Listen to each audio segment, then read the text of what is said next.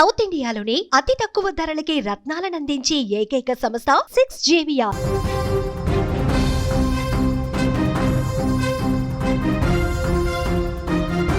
శ్రీకాకుళం జిల్లాలో ఒక్కసారిగా రాజకీయం వేడెక్కింది. శ్రీకాకుళం జైలు వద్ద ఉద్రిక్తత తారాస్థాయికి చేరింది.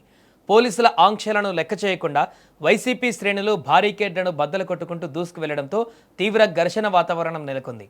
పరిస్థితి అదుపు తప్పడంతో పోలీసులు లాఠీచార్జ్ చేయాల్సి వచ్చింది.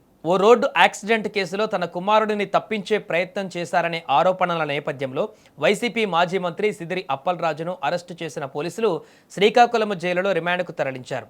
అయితే జైలులో ఉన్న సిదిరి అప్పలరాజును పరామర్శించేందుకు వైసీపీ అధినేత జగన్ శ్రీకాకుళం పర్యటనకు వచ్చారు. ఈ పర్యటనలో భాగంగా వైఎస్ జగన్ తన షెడ్యూల్ ప్రకారం ప్రయాణం సాగించారు. ఉదయం 9 గంటలకు తాడపల్లిలోని తన నివాసం నుంచి బయలుదేరిన జగన్ విశాఖపట్నం విమానాశ్రయానికి చేరుకున్నారు. అక్కడి నుంచి ఉదయం 11 గంటలకు రోడ్డు మార్గంలో కాన్వాయ్తో శ్రీకాకుళం బయలుదేరారు. జగన్ వస్తున్నారన్న సమాచారంతో దారి పొడవునా వైసీపీ శ్రేణులు, అభిమానులు ఘన స్వాగతం పలికేందుకు రోడ్లపైకి భారీగా తరలివచ్చారు. మధ్యాహ్నం ప్రాంతంలో ఆయన శ్రీకాకుళం సమీపంలోని అంపోలు జిల్లా జైలు వద్దకు చేరుకున్నారు. అయితే అప్పటికే అక్కడ తీవ్ర ఉద్రిక్తత పరిస్థితులు నెలకొన్నాయి. ప్రధాని మోదీ భోగాపురం పర్యటన నేపథ్యంలోనూ శాంతి భద్రతల సమస్య తలెత్తకుండా పోలీసులు ముందుగానే కఠిన ఆంక్షలు విధించారు. కేవలం ములాఖతుకు మాత్రమే అనుమతి ఉందని, ఎవరూ భారీగా జన సమీకరణ చేయకూడదని ఎస్పీ స్పష్టం చేసినప్పటికీ భారీ సంఖ్యలో పార్టీ కార్యకర్తలు, నాయకులు జైలు వద్దకు చేరుకున్నారు.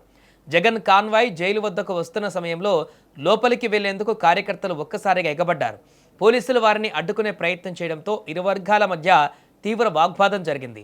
ఆగ్రహించిన ఆందోళనకారులు పోలీసులు ఏర్పాటు చేసిన బారికేడ్లను నెట్టుకుంటూ ముందుకు దూసుకు వెళ్లారు. పోలీసులను నెట్టివేయడంతో అక్కడ తీవ్ర ఘర్షణ వాతావరణం ఏర్పడింది. పరిస్థితి పూర్తిగా అదుపు తప్పుతుండడంతో పోలీసులు రంగప్రవేశం చేసి స్వల్ప లాఠీ చార్జ్ చేసి జనాలను అక్కడి నుంచి చెదరగొట్టవలసి వచ్చింది. ఇంతటి ఉద్రిక్తత మరియు హైటెన్షన్ నడుమ కూడా వైఎస్ జగన్ కట్టుదిట్టమైన భద్రత మధ్య జైలు లోపలికి వెళ్లారు.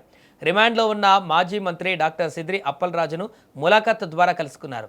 అప్పలరాజును పరామర్శించి ఆయన కుటుంబ సభ్యులకు మనోధైర్యం చెప్పారు. కక్ష సాధింపు కేసులకు పార్టీ తరపున న్యాయపరంగా గట్టిగా పోరాడుతామని, అధైర్యపడవద్దని జగన్ ఆయనకు భరోసా ఇచ్చినట్లు పార్టీ వర్గాలు వెల్లడించాయి. ములాఖత్ ముగిసిన వెంటనే జగన్ అక్కడి నుంచి తిరుగు ప్రయాణమయ్యారు. మాజీ మంత్రి పరామర్శ కోసం వెళ్లిన వైఎస్ జగన్ పర్యటన ఇలా శ్రీకాకుళం జైలు వద్ద భారీ ఉద్రిక్తతకు, ఘర్షణకు దారితీయడం రాష్ట్ర రాజకీయాలలో తీవ్ర చర్చనీయాంశంగా మారింది.